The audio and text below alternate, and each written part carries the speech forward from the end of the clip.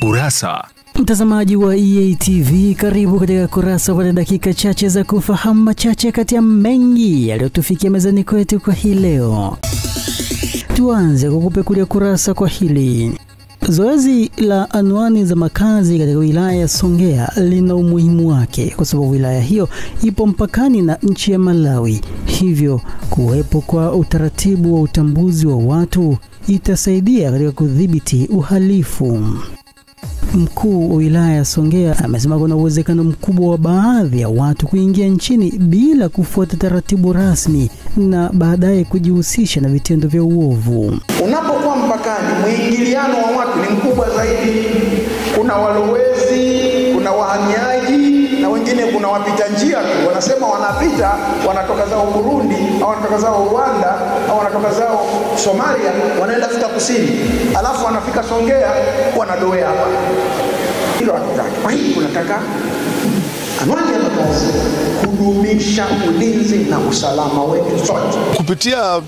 Kupitia semina ya leo, mimi nafikiri watendaji wanajengewa uwezo kama walijengewa uwezo mara ya kwanza, lakini sasa tutajengewa uwezo kwa pamoja. Tunaamini waweke fursa hata wenye vitu vya mitaani waweze kuwasaidia wananchi, kwa sababu kuna changamoto ambayo inatokea. Unakuta wanafunzi wale wanaomba mikopo chuo kikuu ni wengi, mtendaji ni mmoja. Wanafunzi wa vyuo wanapotaka mikopo wanalazimika kutufuata sisi wenye viti sasa majumbani. Wanakuja kwetu, tunawapa maelekezo, wanatuliza barabara, tunawatajia, wanakwenda kwa watendaji, wanawasainia zile fomu zao. Kwa la msingi kubwa, serikali pengine ingeongeza tu juhudi kutuwekea vile vibao vya majina ya barabara. Tuendelee na kurasa. Wananchi wa kijiji cha Hingawali kilichopo katika halmashauri ya wilaya ya Mtama mkoani Lindi wamewaomba wawekezaji kujitokeza kuwekeza katika kijiji chao, hasa katika eneo la maliasili kama vile misitu, ili waweze kupata ajira na kujikwamua kiuchumi. Kijiji cha Hingawali ni miongoni mwa vijiji vinavyopatikana kando ya barabara kuu ya Dar es Salaam Mtwara, ambapo wakazi hao walipata nafasi ya kuzungumza na EATV na kutoa ombi hilo.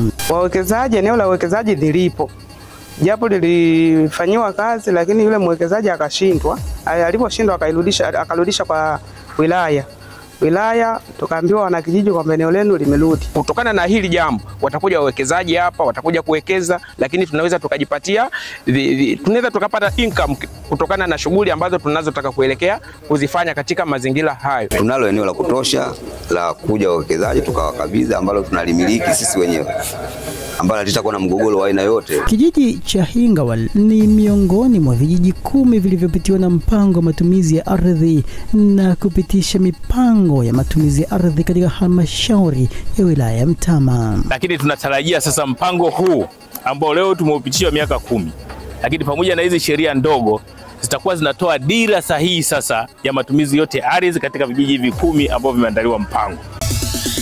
Tumalizie kurasa kwa hili. Ukosefu wa mitaji kwa wakulima wadogo na ufinyu wa maeneo ya kulima imetajwa kuwa chanzo cha kundi hilo kushindwa kulima kilimo cha biashara na hivyo kukwamisha jitihada zao za kujikwamua kiuchumi.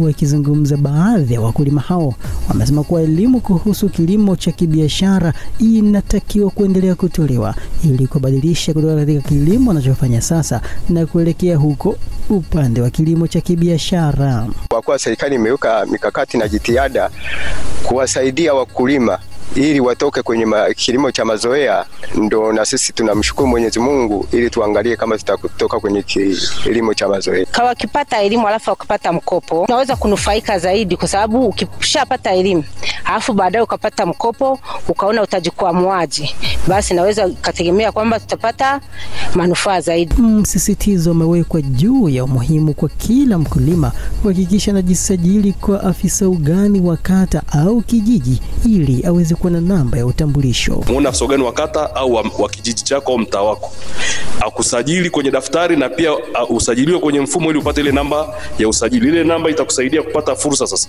Ikitokea fursa labda unataka kununua mbolea kwa bei ya ruzuku, utaenda na ile namba yako ya utambulisho kwamba mimi ni mkulima.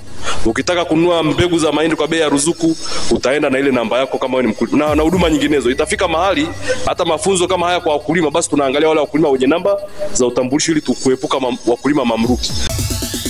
Tumekufungulia na kufungia kurasa kwa hayo machache kati ya mengi yaliyotufikia mezani kwetu kwa hii leo. Kesho je, kuna nini? Tafadhali usikose kuangalia kurasa.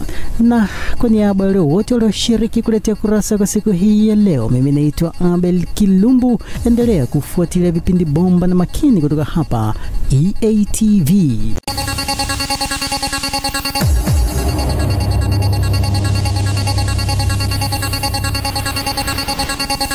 Kurasa.